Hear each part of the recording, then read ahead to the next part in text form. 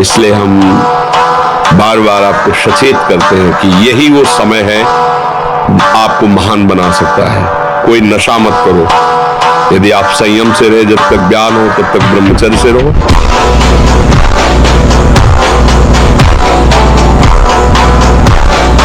क्या मुर्दे जैसा जीवन, जो इंद्री जैसा चाहे वैसा डाउन कर दे, जैसा चाहे वो हमें शोक दे दे, दुख दे। थोड़ा सा साहसी बनो। तुम भगवान के अंश हो, तुम कुछ भी कर सकते हो, कुछ भी।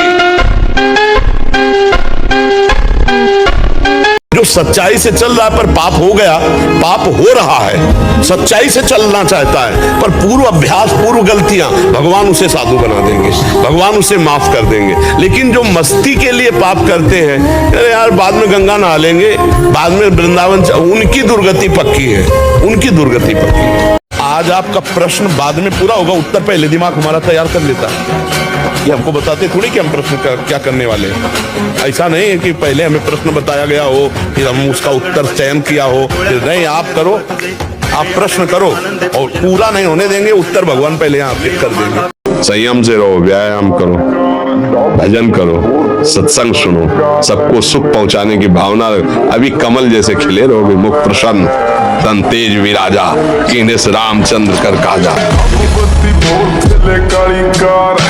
बैठे कार विच मेरे चुन में जे यार नीए पट खान पैंदे मंगे जान जा लेंदे असी बैठे आ मठाया बंदे उठने नहीं देंदे लेंदे मिनटों मिनट। जब हमारी वीर शक्ति छीन हो जाती है, स्मृति कमजोर होने लगती है, तो घबराहट पैदा होने लगती है, हमें अपने ऊपर विश्वास नहीं होता, तभी तो घबराहट पैदा होती है। नहीं, नाम जप करो, थोड़ा व्यायाम करते हो, दंड बैठक मानते हो, हाँ, ब्रह्मचर्य से रहो और सात्विक भोजन करो, नाम जप करो, एकदम हाजिर जवाब, एकदम सिंहवत रहो।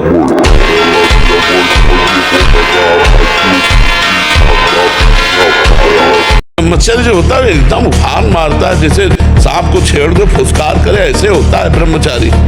जरा सा उनके अपमान की वृत्ति कर दी ना परशुराम जी के पिता, काट के फेंक दिया 21 बार क्षत्रियों को, विश्व के क्षत्रियों को। शास्त्राबाहु अर्जुन के सामने कोई खड़ा होने का अधिकार नहीं रखता था, युद्ध की बात ऐसे काट के फेंक दिया फरसे से परशुराम जी ने।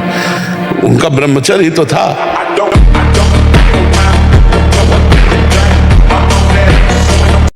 छोटे छोटे बालकों में इतना तेज था। एक छोटा बालक है, जाकर के बालकों ने बताया तुम्हारे पिता के गले में परीक्षित महाराज, चक्रवर्ती सम्राट राजा परीक्षित ने मरा हुआ सर्प डाल दिया।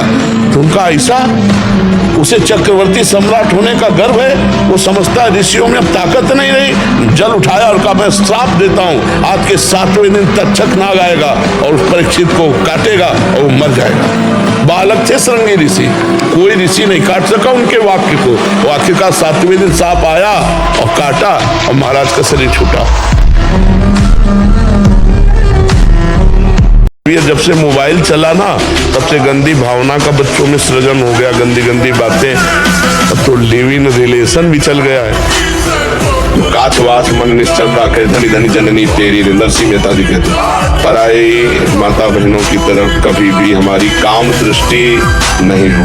अगर काम दृष्टि हो भी जाए तो क्रिया कभी नहीं होती। अगर सतमार्ग में चलना है तो बांध लंगोटा बचा के इंद्री, कभी न देखा पर नारे।